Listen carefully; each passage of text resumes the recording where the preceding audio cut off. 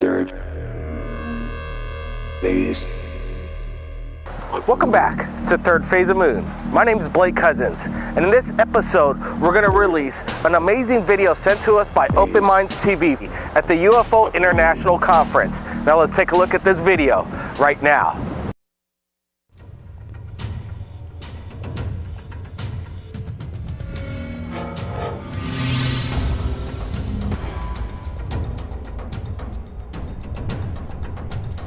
Please help me welcome Michael Schratt. Thanks a lot. Thanks a lot. Okay. Good morning, everyone. First of all, I want to thank Open Minds for giving me the opportunity to join all of you today. And what I'd like to do for you this morning is give you a brief overview of Project Aquarius and give you some specific details regarding the interaction that Dr. Dan Burisch had with an extraterrestrial called J-Rod. And we've got some very quick announcements before we begin here. Number one, the information, drawings, and illustrations highlighted in this presentation originated from directly the testimony and direction of Dr. Dan Burisch. So in other words, I didn't make this up. This comes directly from Dr. Dan Burisch. He will be available after this presentation to address all your questions. And number two is a disclaimer. The drawings and computer-generated forensic composite illustrations shown in this presentation do not conform 100% to Dr. Dan and Marcy's testimony or descriptions and should be considered strictly as a visual aid, specifically designed to give the general public an overall idea of what the S4 facility looked like. So in other words, I didn't get this 100% correct. There are some minor errors here and there in the renderings, but it's definitely sufficient to give all of us here today a good understanding and visual aid regarding what the S4 facility looked like. Now this is the breakdown of what we'll be talking about today. I'll give you a background of Dr. Dan Burisch. We'll be discussing level 4-1. We'll be talking about walking the line. We'll describe what that actually means, what it pertains to. I'm going to give you a virtual blueprint floor-by-floor walkthrough of the 9 hangar bays and all the way through the facility. We'll consider the extraterrestrial and alien craft because there is a difference. We'll talk about the Roswell craft. We'll talk about the propulsion research laboratory at S4. We'll consider the catwalk, the files department, and the cafeteria. For level 4-2, we'll consider Project Sidekick, the weapons research and development, Alice in Wonderland Rabbit, this is a good historical note, Looking Glass Device, Stargate's ERBs or Einstein-Rosen bridges, the doctrine of convergent timeline paradox. Dropping down to level 4-3, we'll consider the MJ-12 residential suites, the boardroom, the culture department, and analysis department. 4-4, we'll look at the weighing pads, the biocontainment labs, badge board, and decontamination procedure. And finally, on level 4-5, which is the lower floor of the facility, we'll consider the clean sphere, the scissor lift, the lighting, the iris aperture, the kick plates, airlock, and the test, which is the totally encapsulated suit. So that's the layout of what we'll be talking about today. So who is Dr. Dan Burisch? He was the youngest person ever to be elected into the Los Angeles Microscopical Society. And in 1985, he received his bachelor degree in biological sciences, and in 1986, a bachelor degree in psychology. In 1987, Dan explored the feasibility of becoming a priest here at St. Patrick's School of Theology. However, that didn't quite work out, so we actually had to bypass that. Now, in 1989, it was Dr. Edward Teller who arranged for Dan to take classes at the University of New York, Stony Brook, and he earned his PhD there. So I ask this question to all of you. Where have we seen this gentleman before, Dr. Edward Teller? Where have we seen him come up in the stories of these type craft and vehicles before? It was none other than Dr. Teller who arranged for, allegedly, Bob Lazar to get his interview at EG&G at McCarran International Airport, and that's how he got his job at S4. So we have secondary independent confirmation that Dr. Edward Teller was involved. In 1991, he was employed at Desert Storm as a biowarfare expert. Now, in 1994, he received his Q clearance at S4, and he began working on something called Project Aquarius. And I will draw your attention here to the aircraft sectional chart that anyone can get at any local airport. This is something that's readily available. And if you look up here on the right-hand corner, you've got R-4808N. Ladies and gentlemen, this is the most highly guarded airspace, Dreamland airspace in America. This is the borderline here. You'll notice Groom Lake is right up here, so we can see it does exist. Approximately 12 miles south of Groom Lake, there's something called Papoose Lake or Area S4. And it's important to note that if you ever try to break into this airspace within the 4808N airspace, Dreamland, three things immediately happen. Number one, ATC at Dreamland, Air Traffic Control, will not allow you clearance to enter into their airspace. Number two, they will immediately, if you do not egress the area, they will immediately scramble an F-16 who will perform a particular maneuver where they'll fly perpendicular to your flight path at about 100 feet away from your aircraft, and then when you fly into his jet wash, it will either depart from controlled flight or you might end up wrecking one of your wings or tearing one of your wings off. So that's the second thing. And the third and final thing is you'll receive a final warning to exit the area, and if nothing happens, they will lock on with a Sidewinder missile and they will neutralize the target. So the bottom line is don't try to break into Dreamland airspace. Okay, so at S4, again, he received his clearance, and he worked under the direction of the Naval Research Laboratory and the Defense Intelligence Agency. So these are the two outfits that are running the program at Area S4.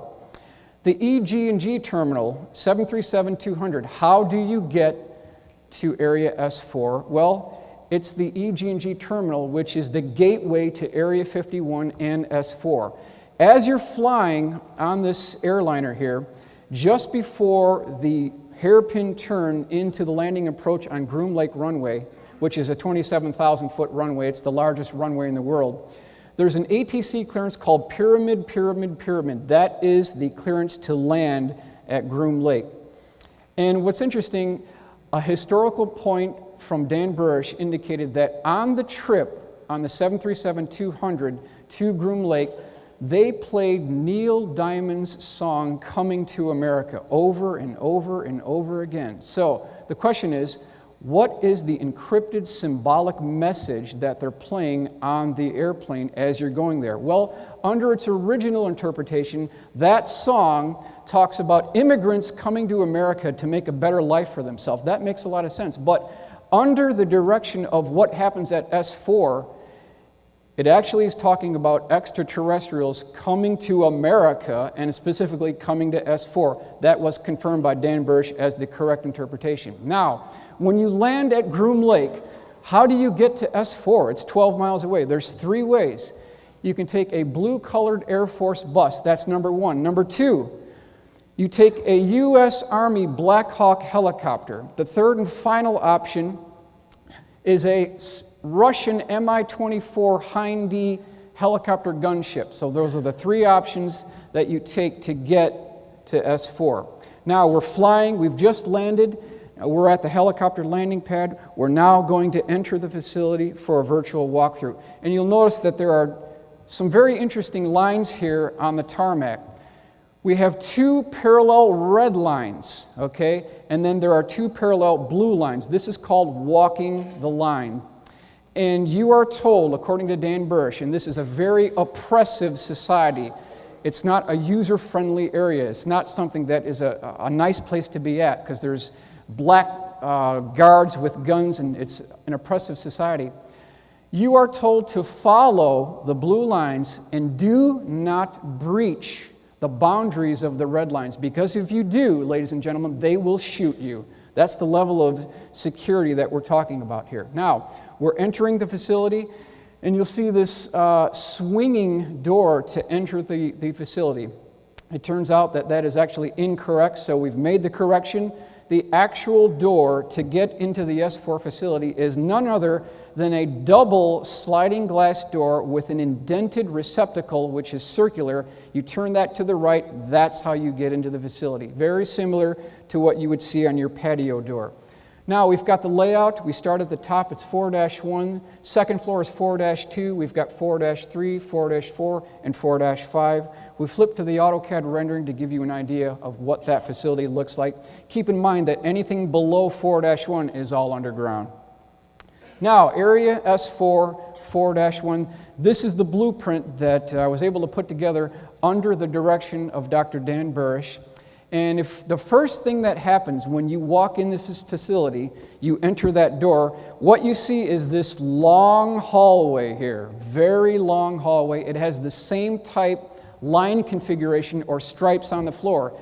To the left, you'll see a red line. You cannot go to the left. On the right, there's a blue line. You can get access to that. So we're walking up here. The first room to the left, ladies and gentlemen, is actually the avionics lab. Just beyond that is the propulsion systems lab. Over here we have a files department, and we have something called the briefing room. This is a very important room, the briefing room. Why? Because there's something called King Tut's, or training update tapes, and they have something called blue 3-ring DTIC binders, which is Defense Technical and Information Center binders. So I just submit, we've all heard this thing about Carl Sagan stating that extraordinary claims require extraordinary evidence. Well, here's where the evidence is. In this facility, they not only have the hardware, but they've got the tissue samples, they've got the motion picture film reels, they've got the high visual digital audio tapes. It's all here. This is what we're looking for. So, on the far western wall, on the interior of each of the 9 hangar bays, there is a 4-1 in red paint circled by a red circle. So that indicates that you are at area S4, floor 1. That's the significance there. The first hangar bay, which is right here, this is hangar bay number 1, was none other than Bob Lazar's sport model, or a P-45 sport model. Hangar bay number 2, we believe to be the exact same vehicle, or possibly an ARV, alien reproduction vehicle. Hangar bay 3, ladies and gentlemen, was the Roswell craft, which was covered by a tarp, so Dan didn't get to see the entire configuration, but it was the Roswell craft. Next we have, in the next hangar, which is number 4, is the P-52 Orion craft. The next hangar bay 5 was empty. Hangar bay 6 contained a man-made F-22 conversion, or sort of a dog and pony show of what was in hangar bay 3. So it was a man-made version of the Roswell craft. Up here we have, it's believed to be the 1953 crash retrieval in Kingman, Arizona. That was what was in the next hangar, which is 7. Hangar bay 8 contained a black isosceles triangle that was nicknamed the licorice drop. Hangar bay 9, ladies and gentlemen, was empty. So that's the layout here. Up on the left-hand corner, I've got a very crude gymnasium lighting. That's the important thing to remember. When you're in this facility, it's not impeccable lighting on the first floor, so that's why we have that. Moving over to the right, we have the biohazard suppression area. We have the overflow files department, and then we have the communication area, and then you'll look over to the bottom right here is the meals ready to eat, or the cafeteria, and you'll notice here that the different colors indicate the compartmentalization of the people who work on different programs at Area S4. So if you work on Project Sidekick, or if you work on Project Galileo, you sit in the red area. If you work on weapons research, you sit in the black area. As we mentioned, orange area is Project Looking Glass. So what they're doing is they're quarantining the employees and engineers who work on the different programs so that these things remain secret. Okay, so this is a far look down of the main hallway. As soon as you walk in, you see that red stripe and the blue stripe on the right-hand side. We've got the avionics lab and the propulsion system labs on the immediate left-hand side. Now, right to the left, there is an I Want to Believe poster, confirmed by Dr. Dan Burisch.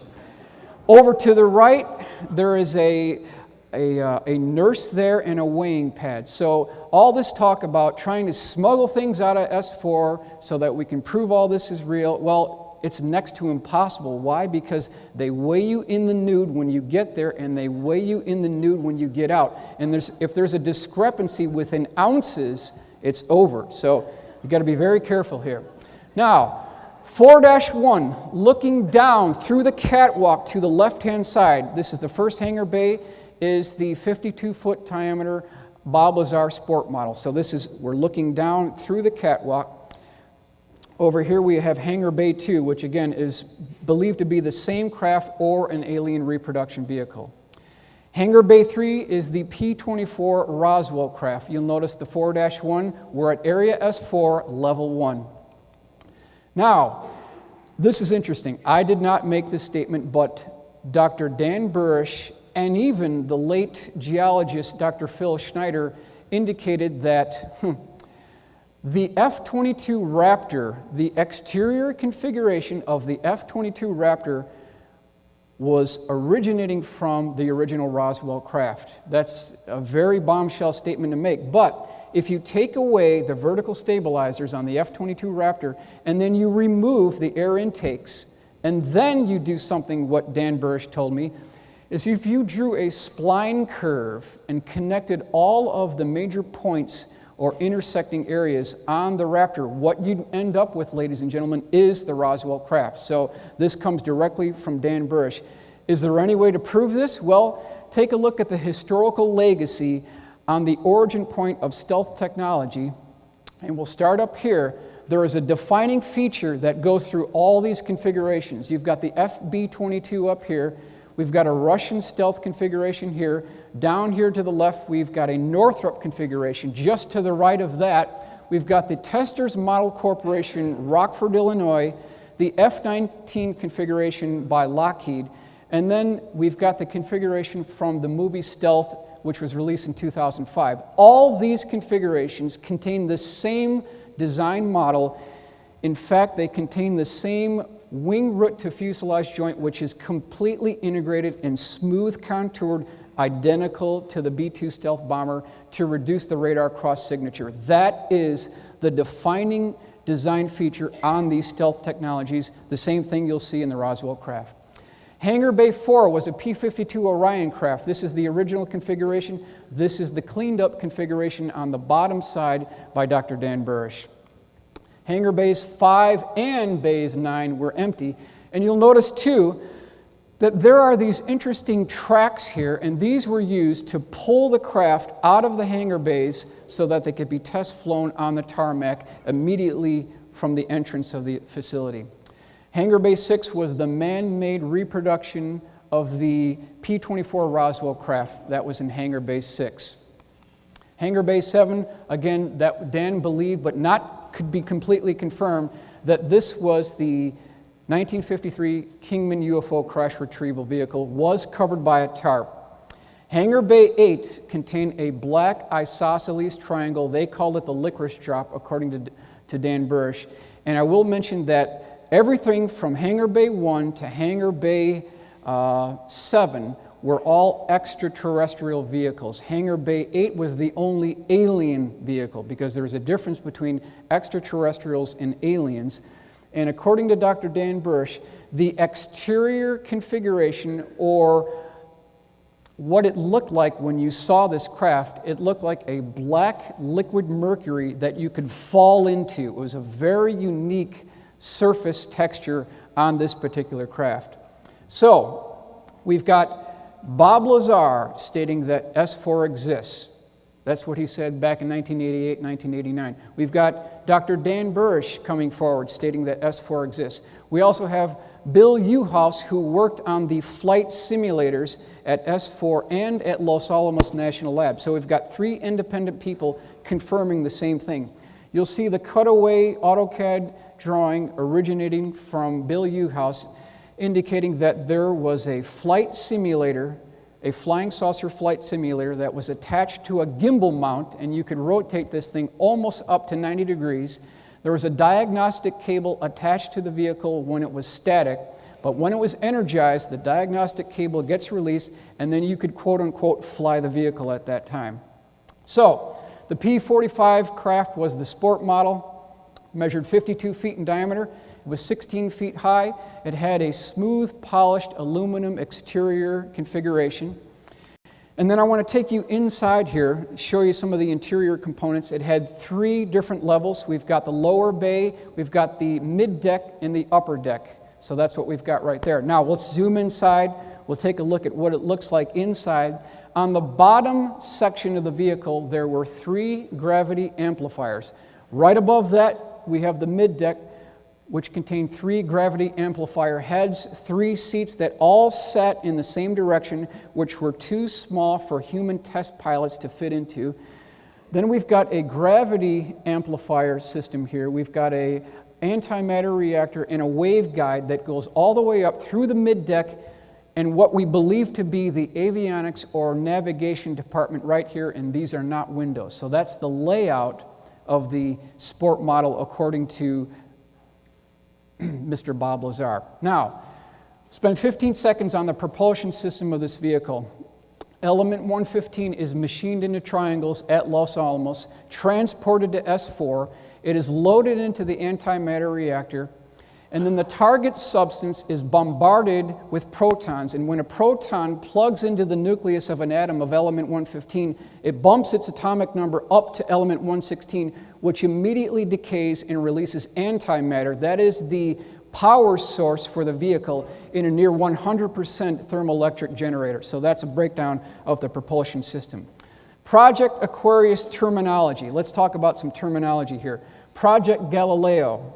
Project Aquarius is nothing more than an umbrella term for everything having to do with mankind's interaction with extraterrestrials. Below that, there are about 5 different programs. The first one is Project Galileo. It dealt with the propulsion system of extraterrestrial and future terrestrial vehicles. So that was the first one. Second one under Project Aquarius was Project Sidekick. Relates to a weapons program. No further information is available from Dan Burisch on that program. Project Looking Glass dealt with the physics of seeing the effects of an artificially produced gravity wave on time. The fourth project was a second-generation weapons program which originated with Project Sidekick, no program name provided. The fifth program dealt with a series of biological defense operations which Dan served in the capacity of senior scientist. So those are the programs that fell under Project Aquarius.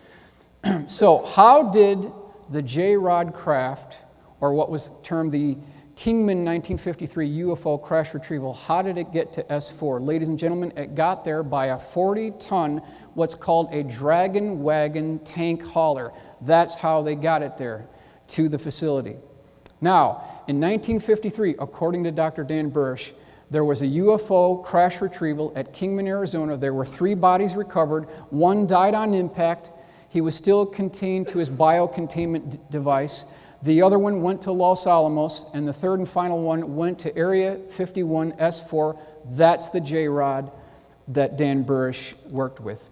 Now, in 1954, according to Dan Burisch, there was a meeting between President Dwight D. Eisenhower and representatives of the P-52 Orions, and a treaty was signed. A copy of that treaty was kept at Area S4, Level 4-1, and they also gave President Eisenhower something called the Orion Cube, which we'll talk about as well. What is the Orion Cube? It was also known as the Yellow Book. It has nothing to do with phone numbers, okay?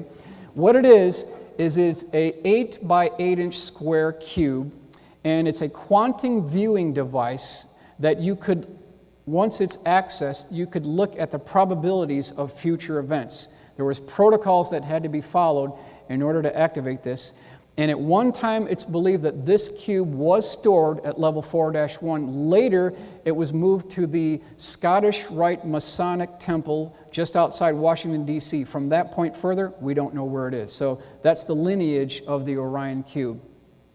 Now, interesting to note that there are 3 events that took place in 1947. Is there a coincidence? I don't think there is. We've got the Roswell crash on July 2nd, 1947. Then we've got the formation of the CIA in 1947 and the formation of the Independent Air Force also in 1947. Three events happening at the same time. In 1952, it was the National Security Agency who, according to the CIA, had improper intelligence, so partial majestic control of Project Aquarius was handed over to the, quote, new boys on the block because they came after the Central Intelligence Agency. So there was this animosity that continues today between the Central Intelligence Agency and the National Security Agency. Now, moving down to 4-2, we've got the SolidWorks rendering and also the AutoCAD rendering of 4-2. Moving into the facility, the first thing you'll see when you look and walk into level 4-2 is a 3-foot-tall statue of an Alice in Wonderland rabbit. There's a symbolic message that they're giving you here.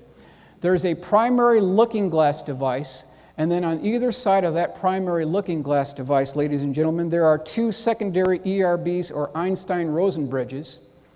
Up on the left, I've got a graphic of what we have termed the galactic positioning codes, because when you access a Stargate at the S4 facility, you don't need to have a galactic positioning code on your arm or flip book, because all that data is inside the control room. But when you go outside S4, you do need to get this positioning code data so that you know where you're going. Here we've got the jump pads at 4-2. And then down here, we've got the Project Sidekick storage facility. There's also one just below that. To the right, we've got weapons research and development. I've got a blown-up view of the looking glass device here. We're going to consider something called the doctrine of convergent timeline paradox.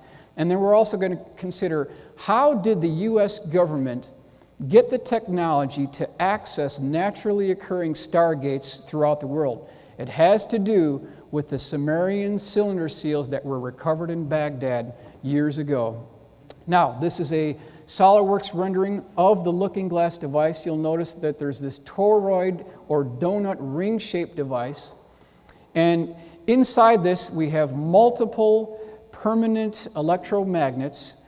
And this is consistent with 6 electromagnetic fields that form above this device.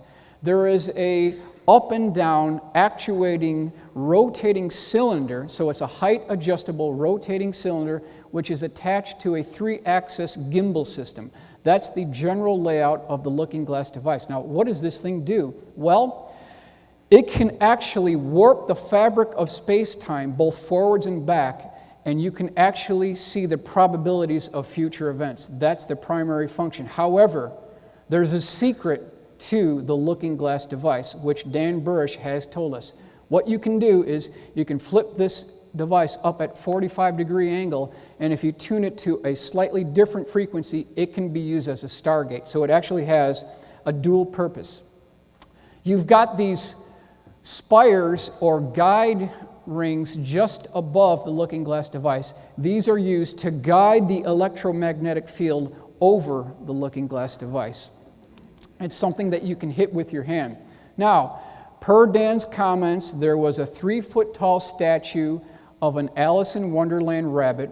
He had a maroon vest, he had golden fringes, and he had black buttons. He was holding a clock, and this is symbolic that you're going down the rabbit hole into a world that's beyond belief, and that's exactly what happens in the looking glass area. So it was a symbolic encrypted message. Now, when we talk about time travel and we talk about the doctrine of convergent timeline paradox, in my assessment, there is no better illustration of this concept than the movie Back to the Future 2. And they talk about this in that movie. So just to illustrate this, for example, on the bottom here, we've got something called the flow of time, representative of the bottom arrow or timeline 1. That's the timeline we're on. So we're moving down this timeline and everything is fine, everything is great, and then somebody decides to flip on one of these looking glass devices, and this is called the looking glass point of observation. That's right here.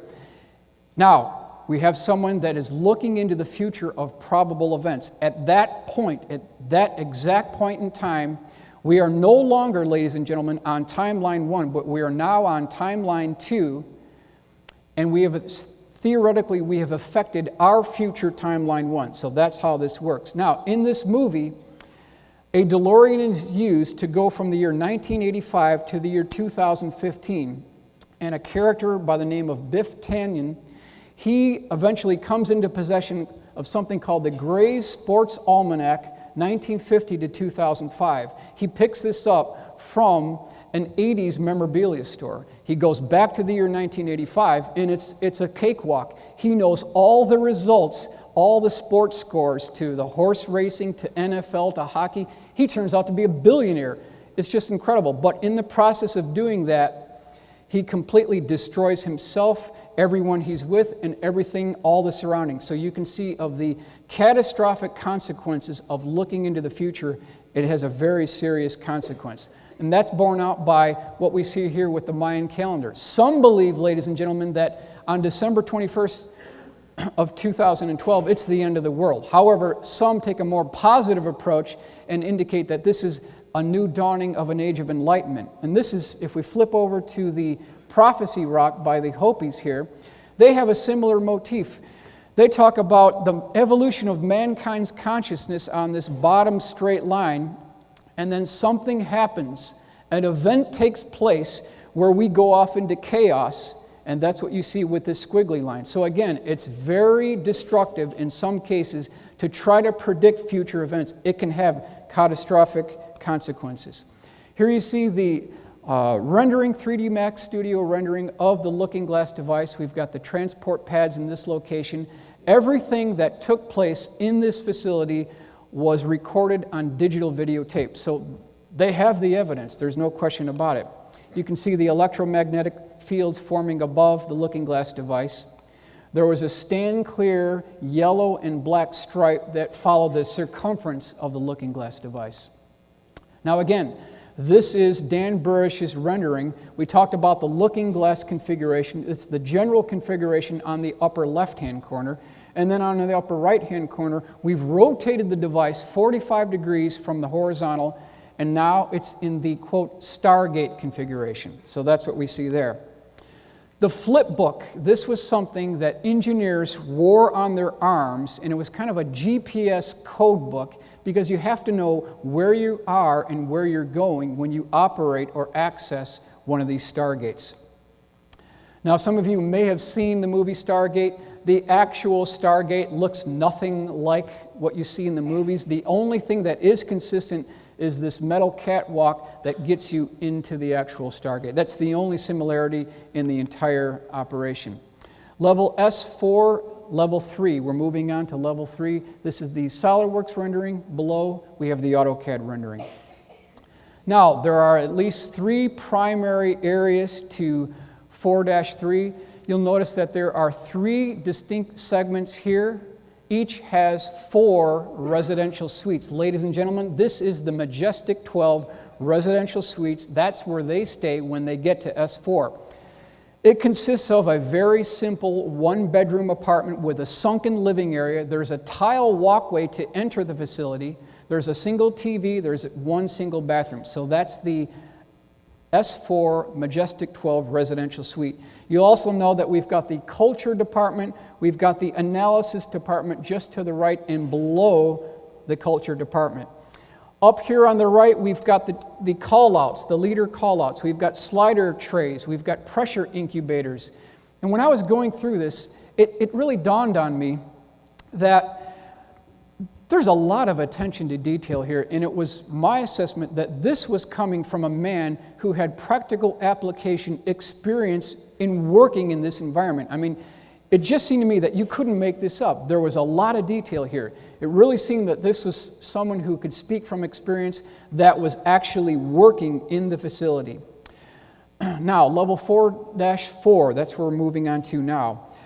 A number of primary areas here. We have the badge board. This is a blow-up of the badge board on 4-4. We've got a meeting room or a board room in that facility. There are multiple biocontainment labs in level 4-4, and we'll zoom in and blow up that area right here. These are the decontamination areas, and Dan Burisch's desk at S4, level 4-4, was right in this facility right here. So again, the level of attention to detail, to me, was just astounding. Really seemed like someone who was actually working there. Now, some of you may have seen this before. This is Dan Burisch's security badge at S4. We've got MADGE here, that's short for Majestic. That was the program that was operated under Truman in 1947. And then we've got these diagonally striped blue and darker blue running along the upper left-hand corner. This is the same configuration that Bob Lazar talked about as well. So again, we've got secondary independent confirmation that there was a security badge that actually looked like that. His badge number was H6196MA.